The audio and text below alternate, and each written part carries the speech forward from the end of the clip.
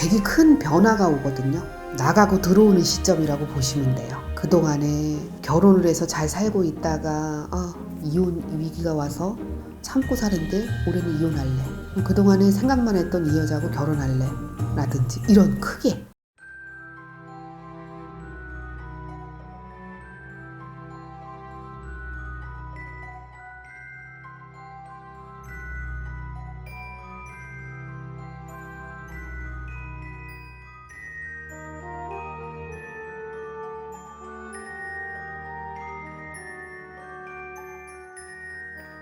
네, 안녕하세요. 네, 선생님.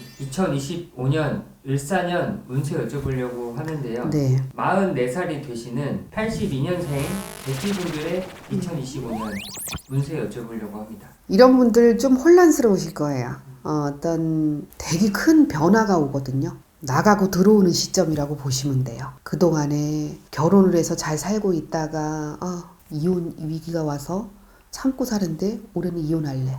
그동안에 생각만 했던 이 여자하고 결혼할래. 라든지 이런 크게 큰 변화가 올 거예요. 잘 결정을 하시고 행동으로 옮기셔야 된다. 안 그러면 인생에 어떤 굉장히 그러니까 변화 시기거든요. 내 인생에 정말 중요한 결정이 있을 해예요. 2025년도는 44살 임술생 개띠이신 분들 결정을 정말 잘 하시고 넘어가셔라. 그러면 이런 분들이 그래서 혼란스럽다는 거예요. 뭐 굳이 그러니까 안 좋은 일이 큰 변화가 있을 수도 있고 좋은 일로 큰 변화가 인생의 제2의 인생의 어떤 전반기 혼란 이렇게 올 수 있거든요. 굉장히 좋게 변하려면 굉장히 좋게 변할 수 있고 또 정말 안 좋게 변화가 온다 하면은 정말 안 좋게 변하는 시기가 될 수 있다라는 거죠. 그래서 굉장히 중요한 시기다 한마디로. 네, 굉장히 중요한 시기다. 그래서 신중하게 생각하고 고민하시고 그렇게 결정을 하셔야 된다는 거죠. 재물이나 이런 거는 굉장히 크게 나갈 일이 있다거나 아니면 들어올 일이 있다거나 이런 거 요렇게. 그래서 재물이 뭐 크게 나감으로 인해서 또 안 좋게 될 수도 있고 재물이 정말 내가 그동안에 뭐 고민했던 못 받았던 뭐 이런 돈이 정말 횡재수처럼 들어올 수도 있고 또 로또가 될 수도 있고 이렇게 굉장히 큰 변화가 온다.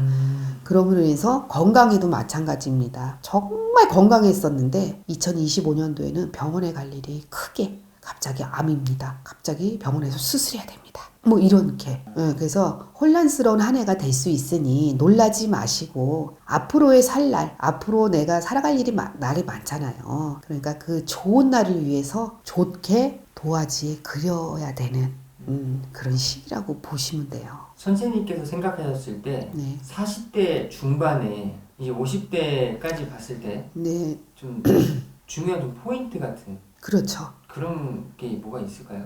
약간 좀 뭐 해야 된다거나 좀 이때만큼은 좀 이렇게 해야 된다. 40대의 모든 걸 45살 전에는 모든 걸 좀 준비를 해 놓으셔야 돼요. 어떤 직업이라든지 인간관계라든지 나의 어떤 주거 생활이라든지 의식주에 필요한 모든 것들을 45살 전에는 준비를 해 놓으셔야 된다고 봐요. 특히나 50 전에는. 45살이 조금 너무 이르다라고 생각하실 수 있습니다. 50 전에는 다 준비를 해놔야 돼요. 그래야지만이 50 이후에 좀 내 노후나 이런 것들을 어떤 계획이 다 50 전에는 다 끝나야 된다는 거죠. 그래야 50 이후부터는 그나마 어떤 내가 만들어 놓은 어떤 틀 안에서만 요렇게 살면 되니까. 그래서 50 전에 굉장히 중요하다.